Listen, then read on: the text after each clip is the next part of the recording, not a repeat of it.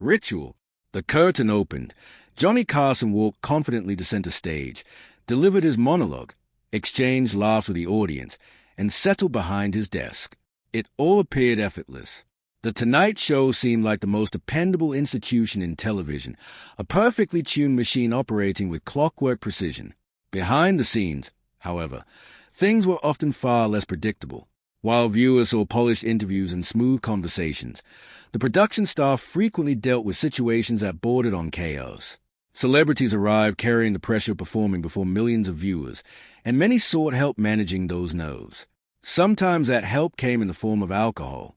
Other times it came from marijuana, prescription drugs, cocaine, or other substances that were increasingly common throughout the entertainment industry during the 1970s and early 1980s. Johnny Carson developed a remarkable ability to recognize these situations almost instantly. According to former staff members, he could often determine within moments whether a guest was sober, intoxicated, overly medicated, or under the influence of something stronger. Yet Carson rarely allowed audiences to see how much work went into managing these difficult moments. His greatest talent may not have been comedy or interviewing. It may have been making television crises appear completely normal. To understand why so many celebrities arrived in altered states, it helps to understand the enormous pressure associated with appearing on The Tonight Show. During Carson's reign, no television appearance carried more weight. A strong performance could boost a career overnight. A weak performance could become a lasting embarrassment. Unlike many modern talk shows, Carson's interviews were not heavily scripted. Guests couldn't rely on pre-planned stories and carefully rehearsed answers. Carson preferred spontaneous conversation, and that unpredictability terrified many performers. Actors, musicians, comedians, and writers often spent anxious minutes waiting backstage before their segment.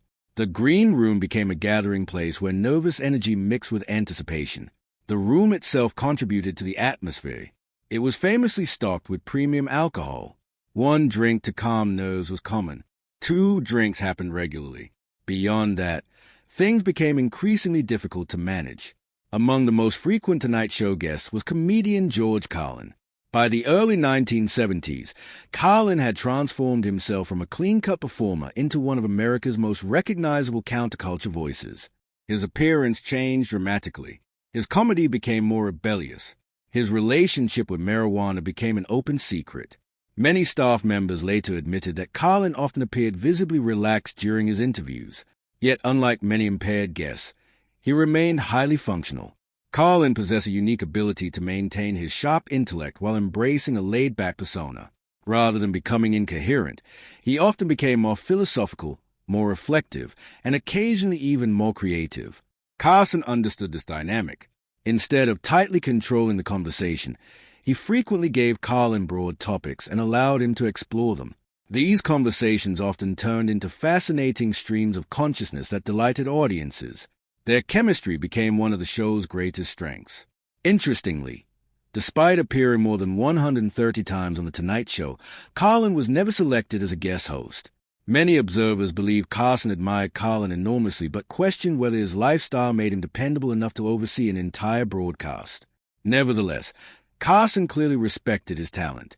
When Carlin appeared, Carson knew the audience wanted authenticity. Rather than forcing him into a conventional interview format, he let Carlin be himself. The result was television gold. If George Carlin represented controlled and functional substance use, Richard Pryor represented something far more unpredictable. Pryor was one of the most brilliant comedians in American history. He was fearless, innovative, and capable of generating laughter unlike anyone else. Unfortunately, he also struggled with severe substance abuse. Throughout the 1970s, cocaine became an increasingly significant part of Pryor's life.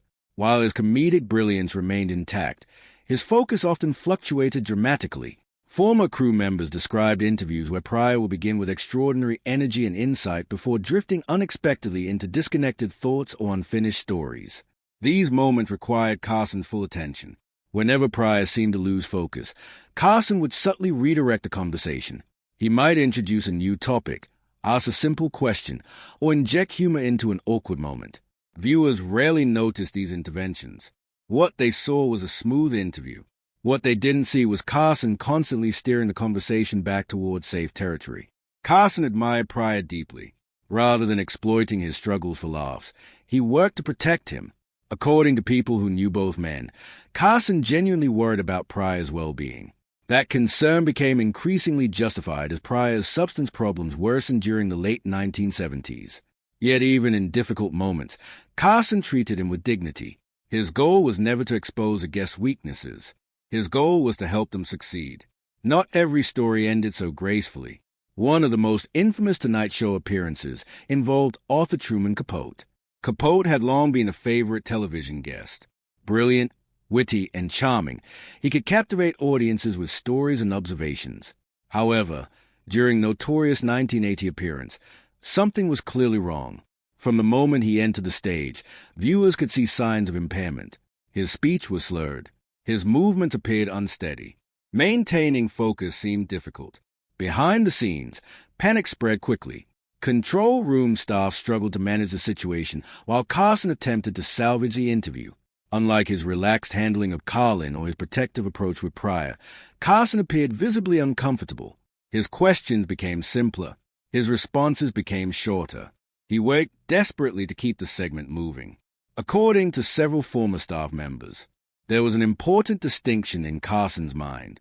A guest who arrived mildly altered but remained capable of entertaining viewers could still perform.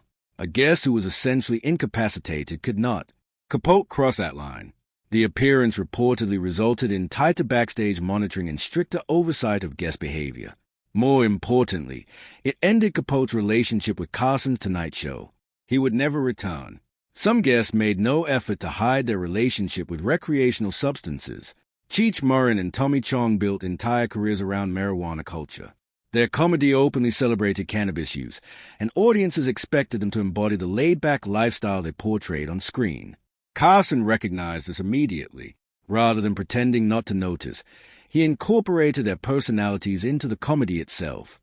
He often played the role of the straight-laced observer while Cheech and Chong delivered stories, jokes, and references that audiences understood perfectly.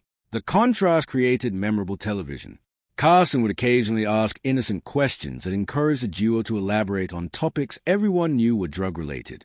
The audience became part of the joke. Unlike situations involving visibly impaired guests, these appearances felt controlled and intentional. Cheech and Chong were not struggling through interviews. They were performing their established personas. Carson respected that authenticity. Instead of forcing them into a sanitized version of themselves, he allowed them to remain true to their image. The result was some of the most entertaining comedy television of the era. One of the strangest Tonight Show stories involved actor Peter Fonda.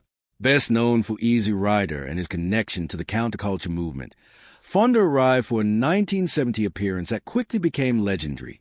According to numerous accounts from staff members, Fonda appeared to be under the influence of psychedelics.